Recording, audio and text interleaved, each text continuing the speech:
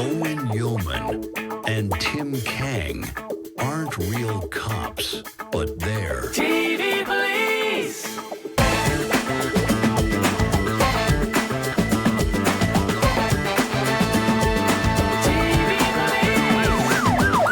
the TV Police. Christmas Police with Nina Lopez Carrano. Hi, guys.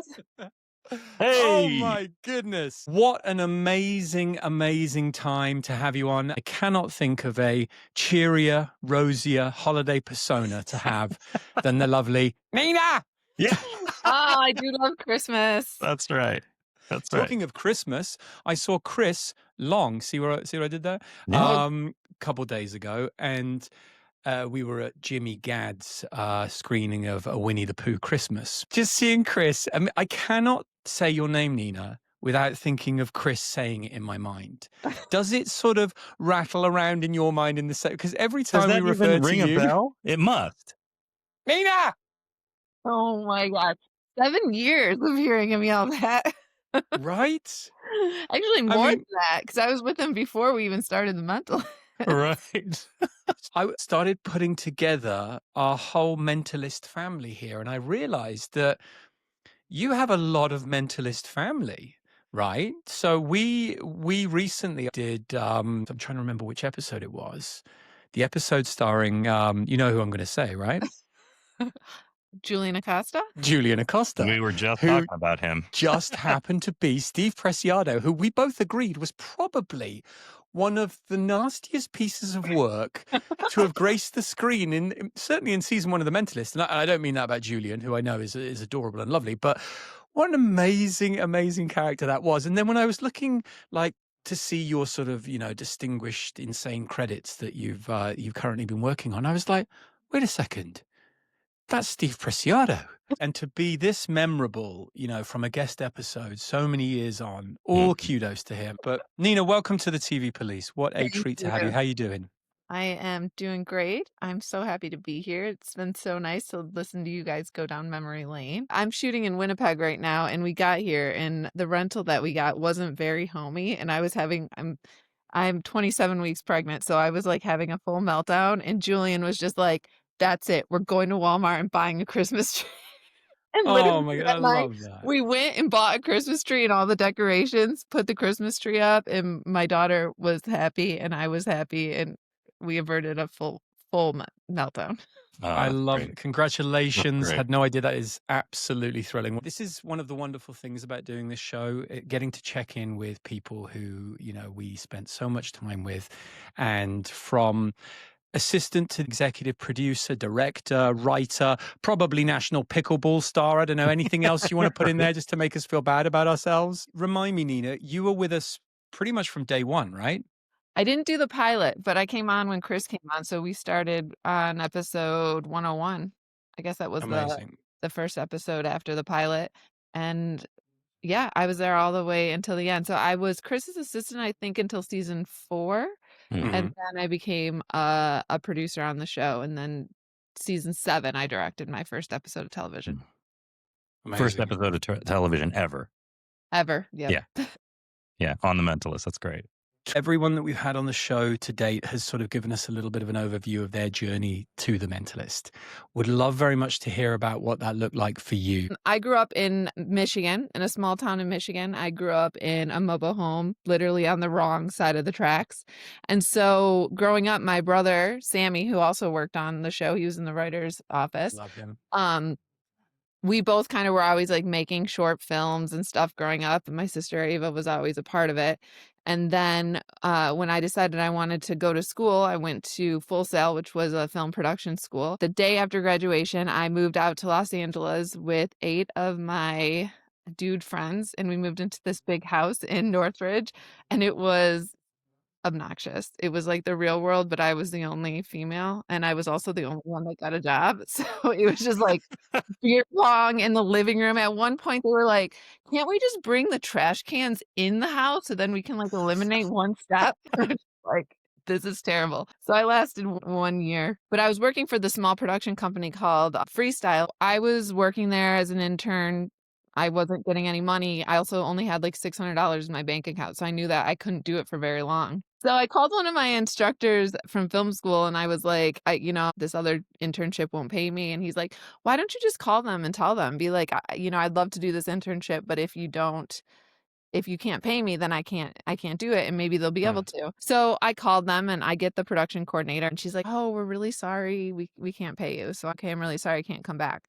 And then I'm like driving down the 101 back to Northridge, crying hysterically. And then I get a phone call and it's one of the producers at Freestyle. And Francesca was, hey, I heard you're not coming back, but we need an assistant. We can pay you to be our assistant. And so I was so excited. So I went back and I was their assistant for like a month. And then the coordinator, Barbara, was Chris Long's assistant on Dirt. And she wasn't going back. And she knew I wanted to get into television. So she was like, oh, you should go meet my boss, Chris. Perfect. So I went to Paramount and I met Chris and we immediately hit it off. Lena. Exactly. And so he hired me and it was 2007. So it was the year of the writer's strike. Right.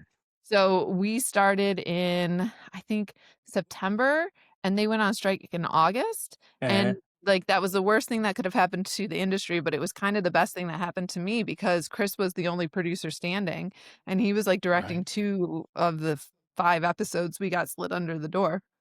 So he really kind of threw me into a position of power, like right from the beginning. And I had no idea what I was doing. Like I was so green, you could die. As we all were at that time. Yeah, we were. So he had me like shooting inserts and I was in post-production with Jimmy Gadd was an assistant editor at the time. And I was working on the cuts with the editors and kind of learning about television from the post-production side. And then any moment that I had free, I was on set with Chris or watching the other directors, just trying to learn as much as possible. And Dirt is actually where I met Julian. He played one of the bosses there and his character only took meetings in the nude. So anytime he was on set. So you got a good look at the goods. Yeah. You're like, right, try before I buy. Excellent. Completely butt naked. And the best part was my mom, I was 20. So my mom had flown out for my 21st birthday. And it happened to be a day that Julian was shooting and he was doing one of his naked scenes. And so Of course, my mom's at Village and Julian like comes up with like this robe on. And after he leaves, my mom's like, he is just so sweet. And I'm like, oh my gosh, wow. I'm so embarrassed. And I'm not joking. For like 4 years, my mom would be like, what about that one guy, Julian? And I'd be like, Mom, he doesn't even know I exist. Like, I literally was wearing my hair in pigtails back then. Like, I was like a baby and he was like an actor. And I was like, this is ridiculous. Too funny. I think that's going to put you in a very small group of people who could say, my mum probably saw my soon-to-be husband naked right around the same time that I did. One thing that seems to be a real theme of talking to guests who've come on and describing their experience with The Mentalist was what a genuine family it was and how there was this real sense of collaboration, everyone being in it. Was that your experience too? Absolutely. I have not been on a show even come remotely close to what The Mentalist was. And I have to believe it had to have come from the top. It had to come from Chris and Bruno. I think they were just so good about cultivating talent and growing from within and giving people opportunity. I mean, so many people on the show went on to become like huge influences in the film industry. I mean, Rebecca Cutter started as Bruno's assistant, and now she's created multiple shows. And Woodruff has created multiple shows, and David Applebaum, and he was a writer. I started as an assistant. It's just it's crazy. Jimmy's a director now, and I think that is because Chris and Bruno allowed us to grow on the show and also mentored us. I think that was Ken mentioned something along those lines about how even the co-producers today don't know how to run a set because they've never actually been on set. Even Bruno would bring Ken in and just say, "Hey, go make this episode, do it," and Yeah. you learn by doing. I wonder if it's more of a sort of British sensibility as well, because, one thing that did strike me when I first came to the States, the entertainment industry was a real business and it was taken very seriously. In the UK, certainly when I sort of emerged from drama school, there was a feeling of, oh, it's a hobby and let us know when you get a real job. You could tell people that you were an actor or that you were a producer and they would actually genuinely take that seriously and say, okay, well, this is a business and this is an industry. And so I have the opposite, actually. I'll check that in a minute. Yeah, go ahead, please. Okay, that's interesting. I'm finding it impossible to take you seriously with the deadpan face, the mustache, which adds the gravitas, obviously. But then these guys just and you're gonna have to deal with it for the rest of the episode. Here we go. Love it. That's interesting. So maybe there's just a different cultural perspective, and I'd love to hear Tim's thoughts on this too. But like one thing that I had noticed that now Ken you're has brought making up me repeatedly. think about the reindeer horns on my head. Don't. Now It's amazing. I'm like looking at it, going, yeah. I'm a guy firmly in a glass house here, wearing a one suit onesie with Santa on it. So I really don't have much ammo. The thing that Ken had remarked about the way that Bruno ran the show was that he was atypically generous and genuinely did want to hear people's perspectives. Did that surprise you as a newbie? Because I guess that's your sort of first learning curve, right? You don't know what to expect. I don't, but because I had only ever been with Chris, really, I mean, I met Chris 3 months after I moved to LA, moved to LA, and I didn't know any other way. He just, Bruno and Chris both had this motto: responsibility is taken, not given. And so, for me, I always think of Mentalist as like my grad school. They let me learn the whole entire process, from being in every single meeting with the directors and going on all the scouts with the directors.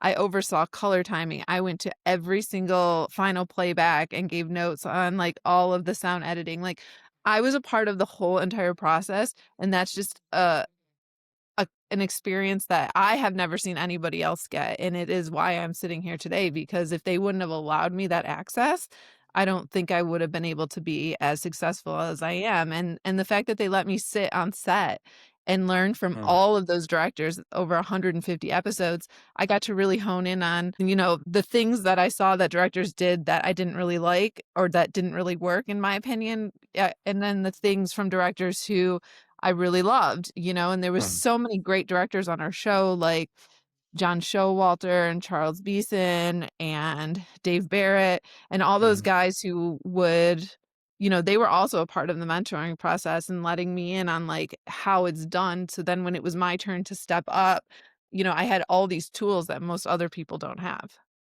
Did you know early on that was going to be your trajectory? When I started with Chris on Dirt, I did not. I don't even think I fully understood what a director was, especially not a television director.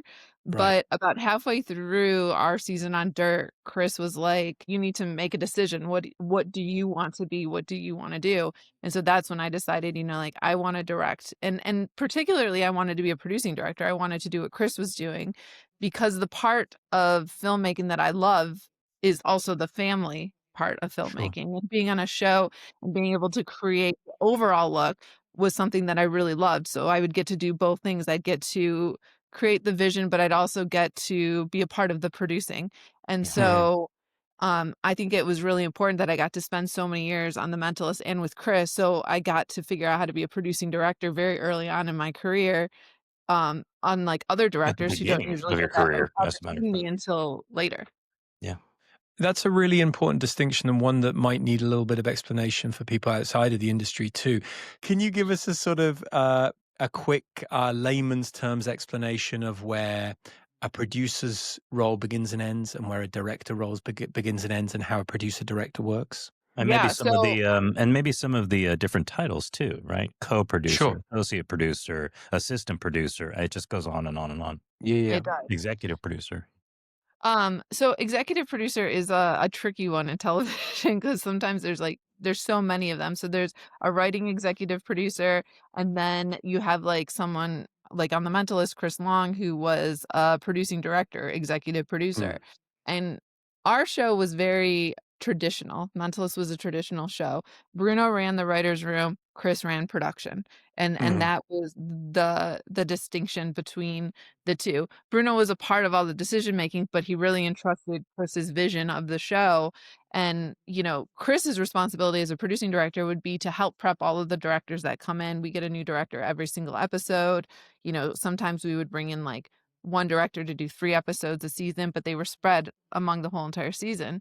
And Right. on a show like The Mentalist, as we grow every season, as if you watch it, you'll see how the show transformed. The shooting style, we got into a groove, we started shooting it differently. And so Chris's responsibility is to make sure that every single one of those episodes, although are directed by different people, still feel like it's all directed by the same person. And so I see. making sure everybody stays within kind of the rules of our show. And the Mentalist was a little different because every episode we went to a different world.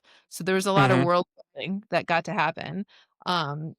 I think And what's so interesting too in the rewatch of it has been how you can now sort of, with the benefit of hindsight, see how the show is trying to find itself too. So I guess that tonal point, that was Chris's responsibility. it was. Yeah. It from a shooting standpoint, it was. And obviously a lot of that's dictated by the writing that was in the episode. And as you can tell, just in the first, 13 episodes, the writers were really trying to find their feet in what the show was. And surprisingly, I think maybe what we considered in production was like our weakest episode of season 1 was the monkey episode. Oh, Red Brick and Ivy? Yes, Red Brick and Yes, Ivy. you just talked I about think that. Yeah. it was so different from all the other ones, and I think Sure. while we were all shooting it too, we were like, "Oh my gosh, is this gonna work?" But it ended up being our highest rated episode of television of The Was it Mentalist really? ever produced. It was Really? number 1. Even Yeah, even higher than Flame Red yeah. with Rigsby's arson appearance. I have a hard time believing that. I've got a plaque somewhere that shows us as the #1 show with Flame Red on there. But I'll take you. It's so funny you should say that because Tim and I, when we were dissecting it, we found it hard to reconcile the more extreme elements like the morality engine. Yeah. He's been calibrated for evil. It was hard for us to even to get in and analyze, wasn't it? Sort of 20 years on. It was really hard to analyze when we were prepping it too. Yeah. That's so funny. And I think shooting it, because Pierce Barkley directed that one, didn't he? Paris, yes. Yes, it was Paris. Paris Yes, yeah. Paris did, and I remember shooting that one so clearly, like it was yesterday. And it was hard, but I think what we learned from that episode was it was like ultimately like it was like light and funny, and it wasn't like super dark. And I think people really needed that at that time. We were just, Yeah. we were in the middle of an economic depression, and I think everything that was on the air at the time was really dark, like Cold Case. Like, it was just about like all these like terrible murders and like, SVU, Special Victims Unit. Like it was really dark shows. And then this handsome guy with this blonde hair who just threw everything up in the air and tried to see how it fell together with these sidekicks that like had all this comedy around it. It was completely different than anything else that was on TV at the time. And I think America needed that at the time. And then the world needed it at the That was time. And I think that blue sky element that Owen talks about quite a bit. yeah. About And I the think show. we were really fortunate when our show, went on air. It was a very specific time in history, and it hit, I think, because of that. And so I think what we learned from that episode, the monkey episode, was that if we make it a little bit lighter, then people might tune in more, and they did. And then it just became this huge hit. Well, That's interesting. I had mentioned the fact that, and my word actually that we'll talk about later, my word for that was range. And the range of or the scope of storytelling that we were allowed to do on The Mentalist was going from the dead serious murder mysteries all the way to like a monkey episode and Yeah. everything in between. And we can embrace all of that unapologetically, and people still enjoyed it. Ours wasn't a sort of a genre show. It wasn't set in an alternate universe. Tim and I have often talked about it. It held together all the incongruities of life. Life can be funny and it can be depressing and it can be all of these things. But I also see it as something of a turning point in television. Yep. We were, afforded the opportunity to grow in what a lot of people refer now as the sort of golden age of television. And that's changed a lot, right? And I'm really interested. Is that what they obviously call now, it?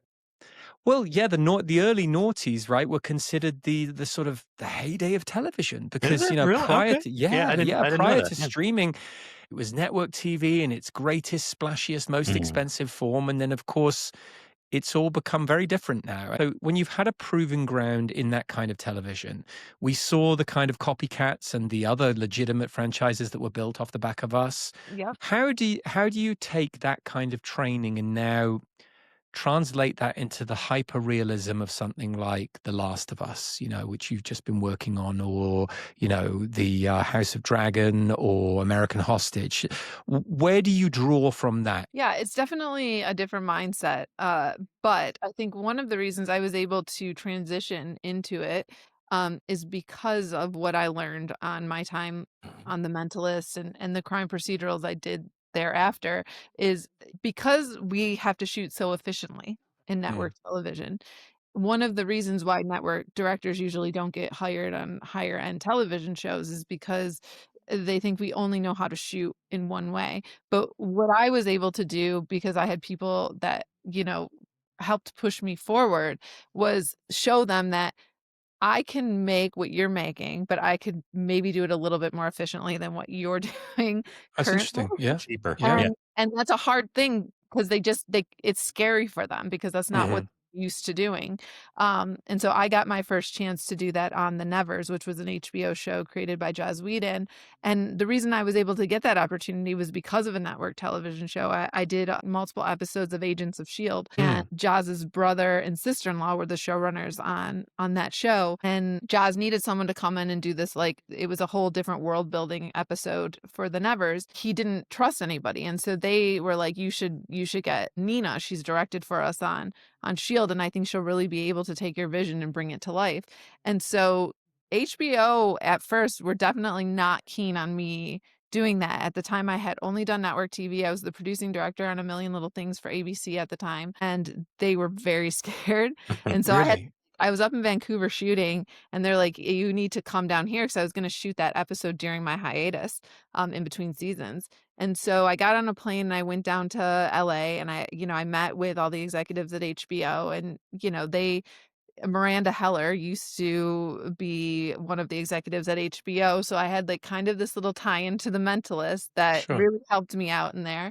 And then, they were super scared. I did the meeting. I did not think I was going to get it. And then, Jaws really pushed it forward. And so I was able to get into the HBO world. But the caveat was they also needed the show to come in on time. Like it had to be shot in a certain amount of days. All their Perfect. episodes had gone over at that point. So I really got my chance. But then the pandemic happened. Oh no. So Right. I shot one day and then ABC wouldn't let me on my contract. So I had to go back after the pandemic to A Million Little Things. Which was fine because I prepped so well and all the producers really liked me that after they got back up and going and my season of A Million Little Things was able to come, I was able to go back to the Nevers and do like their second season, which was really that changed the path of my career because the executives really liked my episodes. And while I was there, they basically offered me an episode of Perry Mason to do the finale block of Perry Mason while I was shooting The Nevers. So that was kind of like this amazing gift. But then I found out I was pregnant. So Pandemics, babies. Yeah. What's the like, oh director my got to God. do to get a Yeah. gig? Anyhow, they made it work. HBO actually and Warner Brothers, all of them have just been amazing in terms of like having a family and supporting females and filmmaking. And they broke my block actually so that I could still do Perry Mason and have the baby. So they've always been super supportive. And so I always really try to tell young female filmmakers, like, don't be scared to have a career and have a family because there is a way of doing it. You're ultimately afforded these opportunities because you're good, and not only are you well prepped, but you're a joy to work with, and film. As actors, we're always pushing up against people's preconceived ideas. Oh, I knew one thing coming out of The Mentalist was that I wanted to do something completely different. So I called my agent. I said, I want to be swinging a sword. I want to sit on a horse. I want to be in a costume. I want to do something that feels like theater. And then I got the opportunity to do Turn and play Benedict Arnold. And the amount of people who then said to me, oh, Rigsby's playing Benedict Arnold. There is this preconceived notion, especially in television, that if you've played someone, you are in some way that person. Did you still feel like there was a sort of glass ceiling there? When I started, it seemed impossible. That it Right. was like, oh my, how am I going to climb this mountain? Even with Right. all of the support that I had, there was only so much I was going to be able to do, especially moving out to LA, not knowing anybody, just like you guys. I wasn't in a film family. I didn't Sure. have anybody to turn to. So it seemed impossible. And at the time it was. I mean, if you just look at The Mentalist and how many female directors we had in our run, Right. I think I can name them on my hand. Martha Yep. Mitchell, Leslie Lincoln Glatter, Leslie, Roxanne yep. Dawson. It was like, it was very small, and maybe they did 1 or 2 episodes a season. Mhm. Which is It was crazy because they were all so good. So yeah. good. Melody came Leslie into was the front door. incredible. Yeah. So it was hard, and it was scary, and Leslie was always really amazing throughout, like, my Leslie's whole phenomenal. career. Yeah, I could email her, and she's been a mentor to so many successful female directors. It's crazy. Um, but it did seem impossible. And then there was this article that came out on Deadline. I think it must have been right around the end of The Mentalist, and it listed every show that was on air and how many female directors each show had, and their whole run. And right near the top was Supernatural, and they had 1 female director, season 1, and they were in season 10. Right. And, so 1 Wow. episode directed by a female, and that wasn't uncommon. There was a lot of shows that were like that. They just didn't have a lot of female directors, and at the time, there was, like, 10 female directors that were directing all of the shows, and 5 of them worked on ours. So it did seem a little impossible. I was super fortunate because Chris's mentor was Bob Singer, and Bob Singer was the executive producer, showrunner, co-showrunner on Supernatural. So when Oh, I Warner Brothers told see. them, you guys have to up your diversity and female game, Bob called Chris and he was like, do you think Nina would want to come up here and shadow? And that's how I got Supernatural. Exactly. He was screaming it all the way up from Vancouver. Um, and John Showalter was a big part of that too, because John directed a lot of Supernatural, so Oh, he yeah, I vouched love for John. me as well. And so I got my chance to do Supernatural, and Supernatural was a key thing for me because it was visual effects and stunt heavy. And so at the time, I think there was also this stigma that like, just like they thought you could only be Rigsby, they thought females just had no concept of stunts and visual effects. Crazy. Why though, right? Crazy, Like it yeah. doesn't even make any sense. Yeah. It doesn't. But it was the way that it was. But because I did a really good episode of Supernatural and Jared and Jensen and I really hit it off, it became a stepping stone for me. And then from there I started getting like Agents of S.H.I.E.L.D. and The Flash and all these like bigger shows at the time. And it was able to help mold my career. So I wasn't just doing, most directors were doing just crime procedurals, right? They were from like, the same 10 crime procedural shows. I was able to really venture out. I was able to do big, heavy visual effects shows, but then I could also pop in like 1 or 2 episodes a season of a crime procedural. And I think in my first 3 years out, I was directing like 8 episodes a season, which was the most you can do. And I was able to get a bunch of variety. I was able to get comedy in there. And that I think really helped when I transitioned into higher end television, because I had this body of work that was, more diverse than I think other directors at the time. It's interesting the way you describe that higher end television, because I grew up in that same sort of understanding. So I came to LA a little bit before you, I think, and at the time there was still this sort of weird stigma that if in some way you were doing TV or favoring TV, then it was because you were a failed movie star or that you weren't able to make it in movies, which of course is ridiculous because then The World and His Dog wanted to do TV. And network television was where all the money was, no doubt. Not just for the artists, but that's where all the money was flowing, just economically, ad revenue, everything. But yet there was this prestige factor to HBO. So I remember when I got my first HBO show, worst paid gig I'd ever done, but it was HBO. I won't call it snobbery, but that perception still very much lives on today. Where do you think that comes from? Well, it's interesting because when you're in it, it's exactly the same. There's Right. there's nothing No. different about it. No. The only difference is we have a lot more money and a lot Sure. more time. Whereas on The Mentalist, we were shooting 7-day episodes. I think we eventually got to 8 days. When I just finished House of Dragon and I shot, I think like 50 That days. little show. Yeah. So it's like, it's just the amount of Right. Can time, you but say that again? I didn't hear you, Nina. You 50 shot days per 50 episode. days per Yeah. episode. Yeah. Yeah. Wow. So it was like Versus we 8 started days. prepping in January and we wrapped production because we shoot all 8 episodes at the same time. So directors like pop in and out. We wrapped mid-October. So it's like it's a much longer period for a much shorter amount of television. On The Mentalist, we were popping out, I think at their highest point, like 24 episodes a season, Yeah. which Yeah, I'm that's wild. exhausted just saying that. I Yeah. can't even That's believe wild. it. And that does that happen still today? I mean, Tim, what was your experience on Magnum? Like, Magnum, another great successful network show. Yeah. Those seasons were shorter though, right? No, they were in the same format. We were always aspiring to that 2022 They were still in that kind of ballpark. Yeah. I mean, I think towards the end, they gave us we shot a full season, but then the release was over two seasons. Right. So they would take the 23 episodes and then get 2 seasons out of it. So they started to economize on all of it, at the end. So Well, it's funny because when we started the show, I remember the British model being very much, at the time, The Office, for example, the British Office was 6 one of the biggest episode shows on the series, planet. Yeah. 6 episodes, and everyone was like, 6 episodes, that's it. Yeah. And of course, I guess the commercialized American side of things was like, guys, you could make 600 here. Let's go, Right. And kudos to someone like Ricky Gervais who stood his ground and went, no, this is the show. This is what I want it to be. Now, come full circle, obviously, where people are a lot more circumspect about spending money and they want the product to be as fully realized and most cost effective as possible. We're now in a place where 6 to 8 episodes seems like the norm, right? It does, although, and it's funny, we'll see what happens with this new Warner Brothers merger, Yeah. whatever. Yeah, I'm just read about that. But Warner Brothers is trying to go back in time. They're trying to reverse engineer everything. And The Pit has proved it to be successful again. Yeah. And it's interesting. I wasn't interested in watching The Pit, but I did watch The Pit because I wanted to see what all of the craze was about.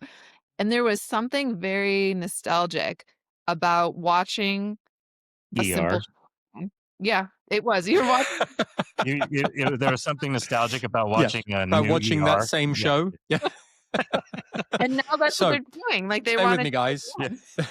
They just bought 2 Isn't more that the guy shows. star as well? Yes, it is. Yeah. Isn't he in the hospital? Yes. Same star as well. Location. Isn't he John Wells? Yes, but Not the let same me start show. by though. saying, I think the complaint has always been on the creative side. Can't we make something unique? Something Can't new? we make something new? And look, whilst the drive as an artist is to always create and find a new area, as we carved out with The Mentalist, you can also understand the tighter economics of like, well, if we're going to put $10 million into this, this is tried and true. It's a formula that we know we like, and the audience already like it. So I think there are arguments on both sides. I have a question for you, Nina. As far as the 50-day shoot, I mean, I think it's it's obvious in the final product. It looks better, right? I mean, more money, more time. Yeah, more tools. More tools. I mean, for instance, the difference between like the show I'm doing right now, which is a much smaller budget show. I'm doing it. And what's the show? American Hostage. Mm-hmm. We're doing 7-day episodes. Okay. Same scripts, same size scripts as we are doing on House of Dragon. Obviously we're not doing visual effects. We're not doing any of that. We're doing it more. I would say the budget is on par to what The Mentalist was when we were making The Mentalist, maybe slightly under. You mean like in adjusted dollars, right? Like adjusted dollars, okay, yeah. And give the audience at home a sort of an indication of what that looks like. We're talking like what, $3 to $5 million an episode, something like that. Yeah. Yes, we're just over 3, I think, on this, or around 4 on American Hostage. I think Mentalist at our height, like at the end, we were somewhere around 7. Oh, really? Right. In an episode. Yeah. Something like House of Dragon is just so much bigger, but the days are shorter. I'm shooting 9 pages a day right now. I had Mhm. last week I had a day with 9 strips, 9 Wow. scenes on on And House is of that Dragon. dialogue heavy or is that a lot of Dialogue, action yeah, stuff? dialogue heavy. Right. Yeah, it's basically a talking head show. Um, House of Dragon, if we had 2 scenes on one day, we were, like, fully stressed out. Right. Oh, really? Right. How are we Interesting. gonna make this day? You Right. know, but the coverage is different, right? We're composing shots and the blocking is more intricate. It's like Mhm. it's just a Mm. different way of shooting, but also every crew adapts to the amount of time that you have. Sure. So Sure. if you have 6 hours to shoot 2/8 of a page, we'll fill 6 hours with 2/8 of a page. But then in this, you'll go to another show and you'll have 6 pages in 6 hours, and somehow you are able to do that. It gets So done. Right. it just depends on how the machine is built.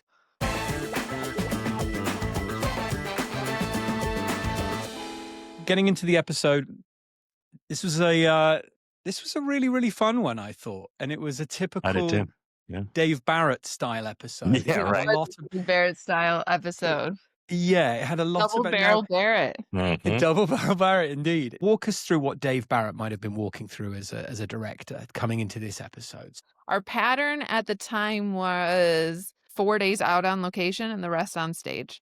So, I feel like Interesting. this episode had more days on location. There's a lot of location work in this episode. I felt like Dave Barrett was quite a guy who always kind of was on location.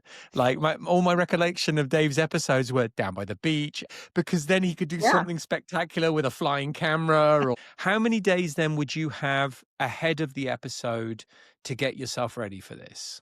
7 days prep for an 8-day episode. So Right. he came in on day 1 and we would get right in the scout van and go out and start scouting locations, and we'd probably spend the first day scouting, and then day 2 we'd come back and we would do a concept meeting, break down the episode. Bruno would come to all of our concept meetings so that he can kind of give us a rundown of what he was seeing. And the writer of the episode would be there too. And then we would probably spend the rest of the day out on the rest of the scout to kind of shore up all of the rest of the locations. And then by the time we got to day 3 of prep, we were doing meetings all day. So costume meeting, prop meeting, art department meeting, stunts meeting. If we had any visual effects meeting, which would take up, most day 3 and 4 of prep. And then before you know it, day 5, we're out tech scouting and going back to all the locations with all the department heads so we could, so Dave can show everybody what he wanted, what crazy stunt he was planning to do. Uh-huh. But also, like, Dave never stops moving the camera. Like, the camera is always moving. Well, he never Like, stops moving as a human. My Right. one recollection of Dave is that he was always animated. So I Always. guess he translated that over into his style. Yeah. Did you ever have any experience, and I know Dave wasn't one of these, but did you have any experiences where a director came in and they had a very fixed idea of what they wanted and it just didn't jive? How do you deal with that? It's hard to deal with that. We were very fortunate. I think we only had maybe 2 rogue directors, let's call them. Okay. Mm. Okay. And like, particularly for someone like Chris, who would have to try and, like, bring that director back in, it's hard because there's a lot of rules around the DGA and what you can and cannot do. And at the end Sure. of the day, it's one director, one vision. So whatever that director chooses to do, you kind of have to go with. And it's hard, especially I think for actors, because every week you're coming in and there's a new director coming in and you have to learn their ways and how they're doing it. And everyone's trying to get to know each other, and you guys are the actors, but I would assume it's got to be incredibly terrifying that some new person comes in and you're putting it all out there and trusting that they're not going to make you look like an idiot. The best directors can take that in their stride. But I guess the ultimate fix really is try and fix it in the edit, I guess, right? Right. Or try and sort of get something that feels like the show in post, and hopefully you can Exactly. get there. Exactly. And then pick up pieces afterwards, to try and make it fit together. And I think that's why we kept on going back to people like Dave Barrett, like people who just really understood the show. I think Yes. Dave and you guys worked with him as actors. I feel like he really got the actors too and was able to He like did. draw up really fabulous performances from everybody. I mean, in Paint It Red, it was a Cho Rigsby episode. Like, it was great, and there was some really amazing comedy beats in there, and I think he was able to bring that out and keep the audience active in the plot the whole entire time, because let's be honest, Painted Red was a little confusing with all of the Oh my God. I'm glad you said that, because I felt like I was being a little bit slow on the uptake when I was watching it, because I had this with the monkey episode too. I had to go back and watch it a few times, and I guess that's also part of the appeal of our show. It's clever, it's twisty. You do have to apply yourself in a way that I think, you know, these days there's a lot more ADD TV where it's just like, let it wash over you. This was more of the age of television where it's like, you got to apply yourself. And if you want to be invested in it, coming into the episode, let's talk about our words. The word that I used is cheeky. Cheeky. Nice. Cheeky monkey. I thought the episode kind of lived, you know, like it was super successful because Simon was so cheeky in that whole entire episode, because there was a lot of world building in Paint It Red. I mean, we went to a small farm community, and then we went to like a Russian like oligarch mobster pool party. Yep.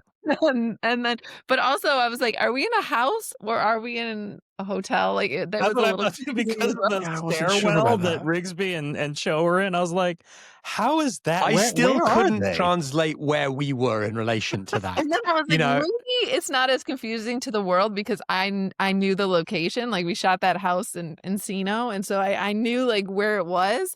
And then when you guys were like just waiting in the car in that like SUV scene, and you're just like in front of one of like Warner Brothers feature films, like the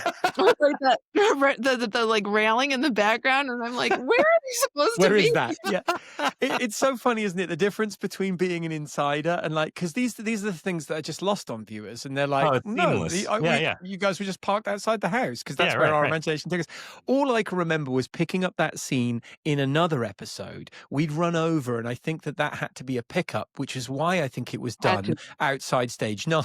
But it was really random that night, and I remember the whole thing being done in such a hurry, and I think that's why it made it onto the blooper reel, because Tim and I were literally dragged from one scene and gone, you need to shoot this now. It's from episode 13. We were like, what was that? That painting? We're like, oh, okay, sure, fine, go. And so we shot it. Simon ran in, painting, hey, great. And then we went back to see, like, I don't know, later in the season, I think episode 15, it was a mind spin. But that's a wonderful segue to my word, which is fake. And I think that what is so wonderful about our show is that we're constantly debating what is real, what is fake. There's no such thing as psychics. But I think the art world, Tim used a reference the other week and I loved it. Sometimes the show becomes Jane, or it becomes a character. And I felt like that in its best episodes, The Mentalist manages to embody the spirit of Jane and the spirit of the show in the actual essence of the episode itself. Yep. And this was one of those. There was a lot of what is real, what is fake, but also with a wink and a nod. So like the moment when he revealed the picture, what I loved about it was obviously it's a fake, but in these days, so the lines between, so there was two great instances that immediately popped to mind, right? There was a very famous modern art display done at the Tate Modern in London, and they'd opened it up and it was full of all of the usual pomp and circumstance of, you know, and pretension, let's be honest, of fine art. And people gathered around this like exhibition in the corner, and they were like, it's just so real and urban and just so untouched and authentic. And what they were looking at was a pile of bricks. And it turns out that it wasn't part of the art exhibit at all. They were just rebuilding the back wall of the gallery. But someone had gone, you know what I love about this? It's just a real expression of class. And, you know, so to me, what is worth 50 million and what is not is so subjective. And I thought that the episode really beautifully captured that. And I think that using the art world was a wonderful way to be able to poke fun at that. Yeah. What was your word, Tim? Mine was a little bit more on the nose. For me, the episode that I just kind of keyed on, and I think part of it too was because of having to watch the many layers. I did have to watch this episode a few times, but the thing that I just kind of stepped away from was relationships. To me, we kind of keyed in on all the different relationships that were in the episode, whether that's Cade and his daughter, which is that father-daughter thing. We hit on the Lisbon Jane thing again. We even hit on the Van Pelt and Jane thing, as well as the Van Pelt and Rigsby. And then we had, obviously, from the beginning, the Stevie and her husband, right? That was the big sort of, her dialogue was basically more about finding the killer of her husband. So all of those different types of relationships kind of stuck out to me at the end. What was interesting again was to see how we've often talked how The Mentalist became a journeyman show for a lot of actors. Seeing a young Darby Stanchfield pre scandal, like in it popping up in these little sort of roles. That's always fun. And I'm going to tell you it. Not only do we have a repeat of one of your favorites, Furtive, because remember we had Furtive and Longing, so there was some more Furtive, but there was a line where Simon said, "You were crowing like a cockerel in a dung heap." Now, like, I don't know anyone who says that, but like just the way... I mean, you made the defense of that, with the performative aspect when he's putting it on, and he what did you mention? You said he likes to wax poetic.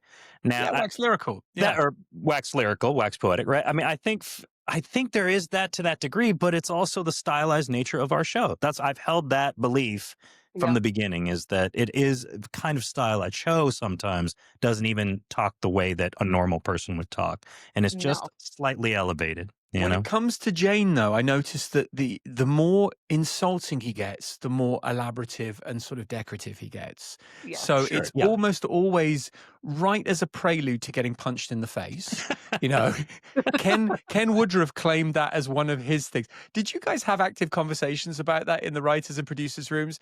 Yeah, I mean, that was like, part of it became a running gag, right? It's like, how far can you take Patrick Jane before he just gets punched in the face? Like, that was kind of how it was. And I think a lot of that was like Bruno, like Bruno's voice of Patrick Jane. You could tell when if we had a writer's draft that hadn't gone through the Bruno pass, because it didn't have I think all of those really iconic, great lines came from Bruno, which is so hilarious because Bruno is just not that. Also, while we're on the subject of wordsmithing, I thought that this was a great continuation of Tim had pointed out the ridiculous names that we quite often had. This one was great. We had Shirali Arloff. I mean, you have to come to a point where you're like, do the writers just hate us? Because I could just see Paul Lisbon, like, I'd had sleepless nights about Cara Palmer's Car Alarm. That was a tough one for me. But Shirali Arloff. I wanted to ask you how many times you had to do that, because it's in the blooper reel when Robin is trying to say those words. Yeah. And you have to drink that little tiny milk or whatever that is, and you open and close that refrigerator. And I saw the bloopers, and you must have done it.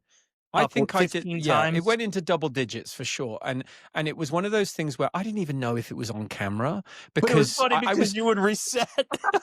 Because it wasn't on camera because it was like just in that one shot. It was just in that one shot, but you keep doing this, you keep opening and closing, and it was like you were rewinding Owen. Rewind. I was trying to match it because I knew that when she came in, I had to turn around so that I was there with and I think it was like a mini Yakult. So, but it could have used any of those. Guys, that's a probiotic, right? So after 10 of those in a very short period of time, suffice to say, I wasn't very well, So that look of kind of like when Rigsby looks at it and goes, but they're really small. Yeah. I was like, I don't need another one of these. I just need to go and have a lie down. And those are the worst scenes because you have nothing to do with that scene. All you want is to not be a problem, especially if one of the actors who's got all the dialogue in the scene is struggling. So I was just trying to like, unobtrusive. Back we go. That's so funny.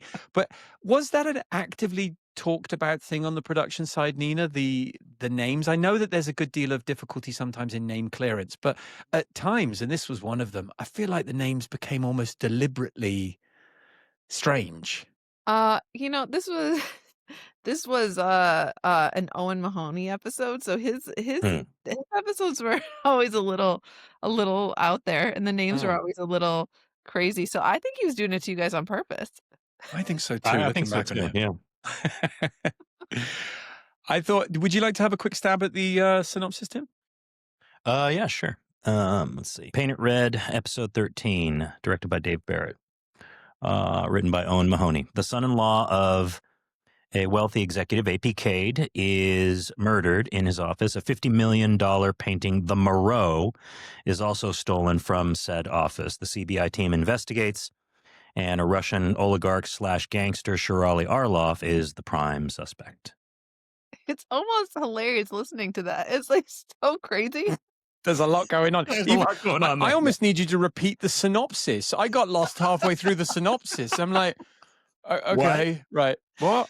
Now imagine trying to watch a 45-minute episode, you know? It's just like, Oh. what is going on? Well, when we were prepping these things, we took them so seriously. Like The way I just read it. Yeah, I'm trying to do it as Just like- seriously And then as once you've got possible. past the impenetrable synopsis, you're like, so we start pushing in on Shirali Arlov. Wait there. On who now? CBI Carl makes it into the, but he wasn't CBI Carl at the time. He No. was According to that. forensic tech Carl. He was the guy doing the fingerprint dusting. I didn't see that. And I Cho missed says, "Hey Carl, bag this for me."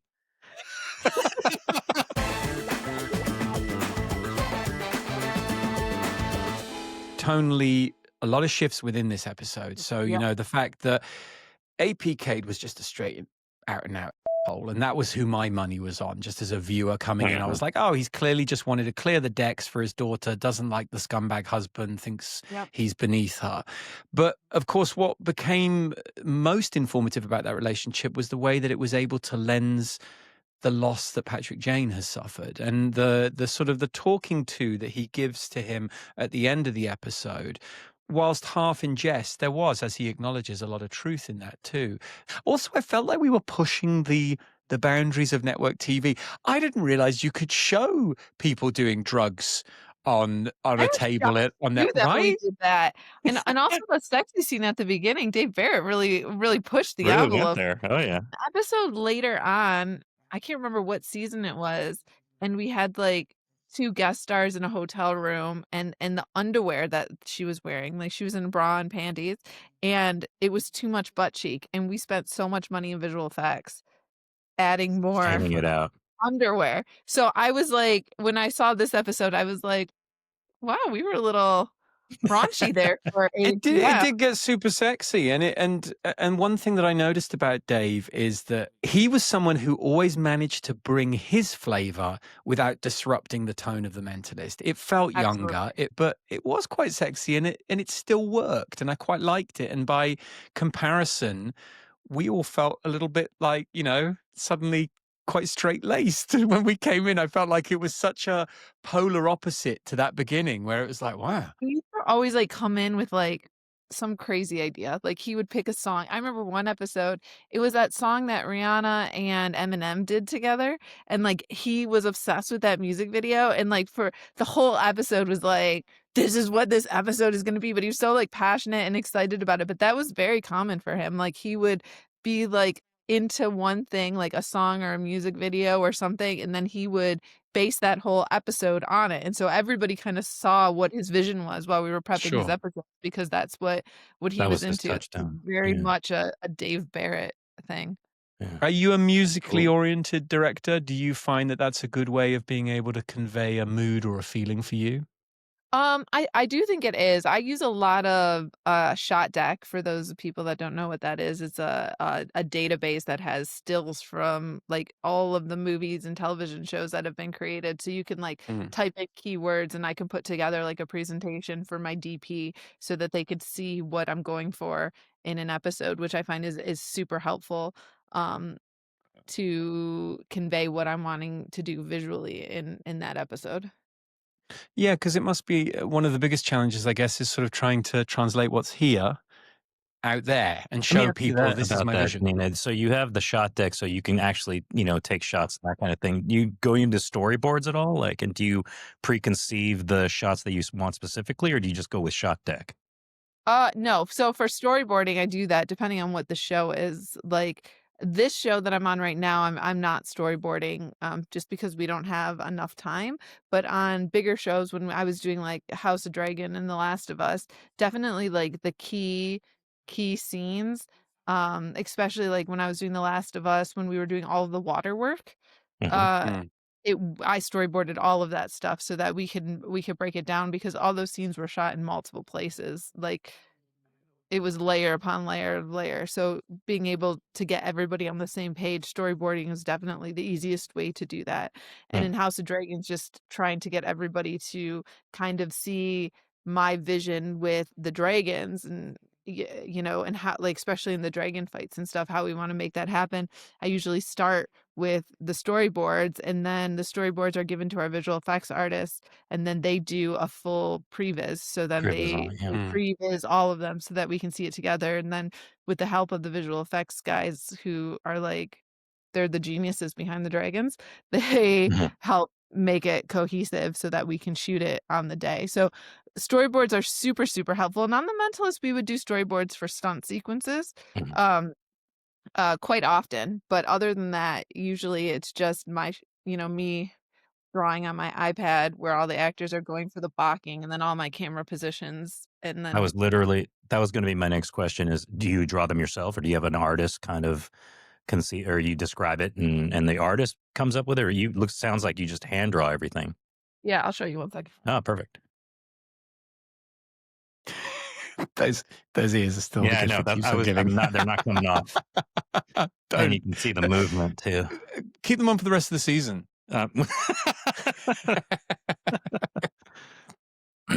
Especially when I'm talking like this. So Nina, yeah. So and another thing that I really loved about Yeah. Do you use you're on the iPad? Oh yeah, there you go. Oh I am on yeah, the right, iPad. right. So that's typically what I'll do for every single scene. So I'll just put all the actors down, and then this one I don't have camera positions in yet because I was just doing it right before we were. And what do you do for like shot sizes and composition and that kind of thing? Is that just something that you do on the fly with the DP, or what happens there? I usually, it depends on if I'm prepping with a DP or not. But I just started using this new app that I really love called Shot Designer. And that is good because I could put my shot list in there. So when I can do it by setup. So I can do like a camera, 25 millimeter lens, medium wide shot. And then they can look at, based on my blocking floor plan and where the camera is. And then they'll see my shot list so that they can have the whole entire You thing. can put it all together. The script supervisor, the DP, and the first AD. Some shows there's just not enough time to physically type out a shot list, especially on like a show like this. I came into prep a little bit late, so I spend most of my time on the floor with the camera operators so that I'm just showing them exactly where I want the camera and how I want the shot.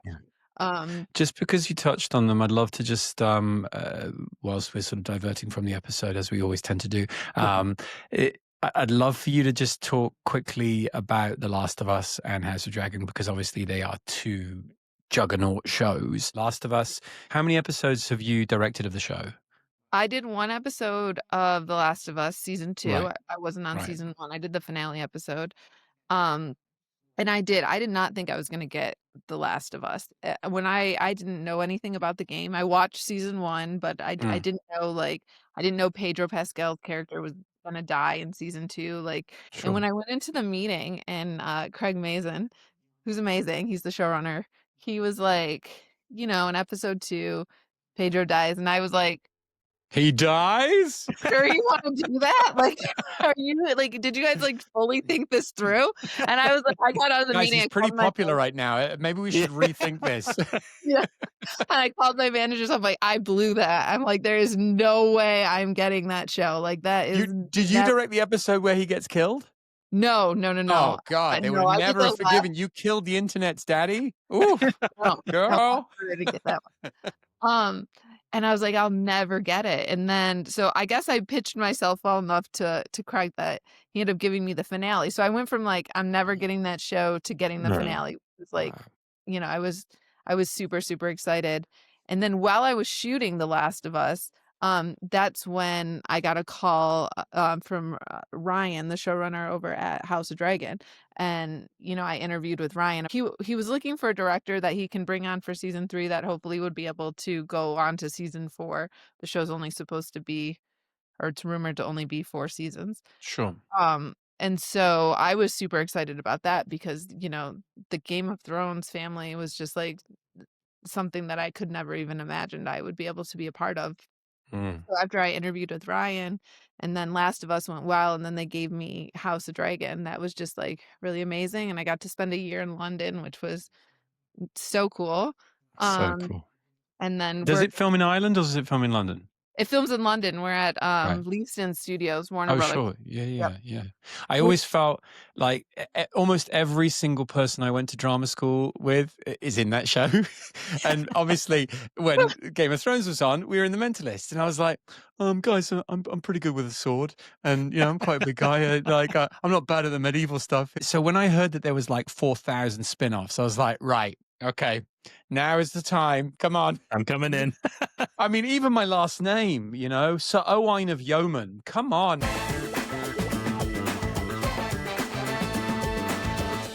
Did you work with Pedro on The Mentalist? I wasn't directing them, but yeah, he was around because he got Game of Thrones while we were shooting his arc. Right, because it's so Really? funny, isn't it? I remember Oh, during that time. Mentalist really was, at the time, no one knew who Pedro Pascal was. No. And that was after my time. And I'd come back to do the season finale and someone had said, oh, well, then Lisbon has a love interest. I was like, Lisbon has a love interest? Not Patrick Jane. And they were like, oh, yeah, she goes off with this guy Pike. And I remember looking him up and going, oh, that's Oberon from Game of Thrones. And because at the time he'd become this icon, because obviously he was a very handsome guy and a fabulous actor, but he had this iconic death scene. And it's all after the most insanely choreographed sword fight that you've ever seen. And he's so balletic in it and it's so amazing. But that was the beginning, I think, of the start of the Pedro Pascal craze, right? It was the very, very beginning. And now you'll struggle to go see something that he isn't in. So, I know. Literally in everything. I'm like, how does he even have enough Seriously. time to shoot all of these shows and movies? It's crazy. So funny. But there is there was definitely a Dave Barrett touch to this episode. And I feel like at the time that we're in within the show, we're trying things on. Do you know what I mean? And I think early on we're pushing the limits of what the show could be. So I did appreciate the playfulness of it. I have to make a few honorable shout outs. The kid who was anyone else as freaked out about the kid who was posing for the portrait as I was?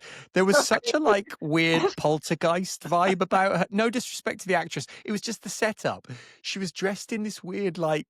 Now, are you talking about the kid or are you talking about the painting? Because the painting scared the bejesus out of me. I mean, both. It was like both subject and art were terrifying. And the funny thing is that the guy who was sketching it looked like he'd never done a drawing in his life. Ever. You know when you can see the difference between. That guy is Tiffany Thiessen's husband. He looked very familiar. I don't know why I knew him, but he did. He is. That made me laugh a lot. And also I thought that we did take slight liberties with when we first push into the fake and they establish what the fake is. I thought it was going to be something super subtle, like a different brush stroke or, maybe, he never uses gold in his paint. No, it was a TV antenna. Now, I wanted to ask you about bold. that, Owen. Now, is that, they use the term aerial. Is that a Britishism, which I believe it is? Oh, right? you guys don't say television aerial? No. No, you antenna? just used antenna, which is what we use. Well, I mean, with your antenna, it's like... Yeah, I mean, I guess we say aerial. Yeah, the aerial. Yeah. And that was the term that we used in the episode, aerial? Yeah, and so that was how we have Britishisms that come through in our episodes. That was also. Were you aware of those, Nina? Was there any ever? Oh, yeah. I would always we don't talk like that. And they would be. Well, that's interesting, isn't it? Like, who checks that? Does the studio ever come back and go, Bruno, that's very British? Every once in a while. I always was like, they'd always get annoyed with me, the writers, because I was like the character police. Like, I would be like, no, Cho would never say something like that, or Rigsby wouldn't say that, or no, Van Pelt wouldn't do that. Like, they were just, because I was, so obsessed with the show the whole entire time. And they would but you need someone like you that, have don't to have you? it, yeah. You have to have that kind of through line. I remember having a lot of fun on this episode. I remember it being, and I think that's credit also to Dave Barrett, who kept a very light, very energetic, fun set. I also had a lot of fun seeing, and this was just a kick that I got, the bodyguard who lets Jane into Shirali Arloff's Wait, who is that? mansion/hotel is a guy called Joe, and he was my stunt double for years That's why prior I to was The like, he's so Mentalist. familiar. He was very familiar, and he was always around. But I felt really bad because I lost a considerable amount of weight during The Mentalist, and so he basically came up to me and accosted me years later. He went, "Yeah, you basically put me out of a job because you got too skinny for me to play you." And I was like, "Oh, okay. Well, I'm sorry about that." But sweet guy. And I remember seeing him open the door, and I was like, "Oh, that's so funny." And if I were to pick out two words that I can remember most vividly, and I think it was courtesy of the blooper reel, it was Frisky Frank. You remember how many times poor Simon struggled to say that? So then Frisky Frank takes the paint. There was one moment where I felt, at least in this episode, and it happens every once in a while, where Simon peeks out of Jane, and Simon came through in the beginning. I think it was the beginning when when he's talking to the guy who was getting sexy with the receptionist at the beginning. He says, "Knowingly record yourself making love." Right when he says love, I was like, that's no longer Jane. That's Simon saying that. And then he went right back into it. It was really interesting. Well, I think to go back to your word, Nina, I think part of the success of the show, well, a huge part of the success of the show, certainly a successful part of Jane, was that cheekiness. And that was hard to know where Simon ended and where Patrick Jane began. And I think when you meet with someone, it can go one of two ways. Look at the Isle situation. This is a guy who walks in and tells them, "Oh, I'm law enforcement and I've come here." And then he takes off the picture. He's like, "Look at that picture." Now, at that point, you would think a Russian mobster would be like, "Just, I'm done with this guy." But somehow he still manages to walk out with a nice glass of sparkling water, room temperature, no ice. It is amazing what that kind of self-assurance can do. And I think that was why Simon aced that role. This was one of the episodes that I felt the final culprit was much better hidden than some. I think some of the red herrings were not so great, but I did not suspect right up until the last minute that it was going to be the art broker. No, who I thought was it sort of. daughter. I did too. Can you guys explain to me what was the painting switch? I didn't I was quite going to ask you about that. get that. Did you see that where he sandwiched the paintings together and then he gave it a little shake? I'm trying to remember because I just remember being what was the in gig show there? and tells, like trying to figure this out. And I think if You I remember that front part, the drawing part, was like two-sided, and when he like smacked it together, it transferred onto the other painting, and then he swapped it. Is how I think it happened. But honestly, when I was just watching it, I was like, "What did he just do?" Yeah, exactly. But it was a perfect example of if you do something with enough finesse, you just buy it. Like, because you went, and you were like, "Oh, I guess he switched. He shimmied it. He Yeah. shimmied it. My assumption was that the drawing was on the one side and the fake painting was on the other. In putting it together, in some way, we were supposed to believe. But I'm sure there had been some. But you're talking out of your ass right I'm now. totally talking out of my. But like, you got no right to call me out with those great big reindeer things on your head. That's what makes it better. I know, it really does. This has been such a pleasure chatting with you, Nina. You are just a joy, and we are both so thrilled for your success and deserve it. We wish you all of the best, all of our love for the baby. Please send Julian our love. A very happy holiday, whatever holiday you are celebrating. That's right. And I'll leave you with this. Let it show, let it show, let it show.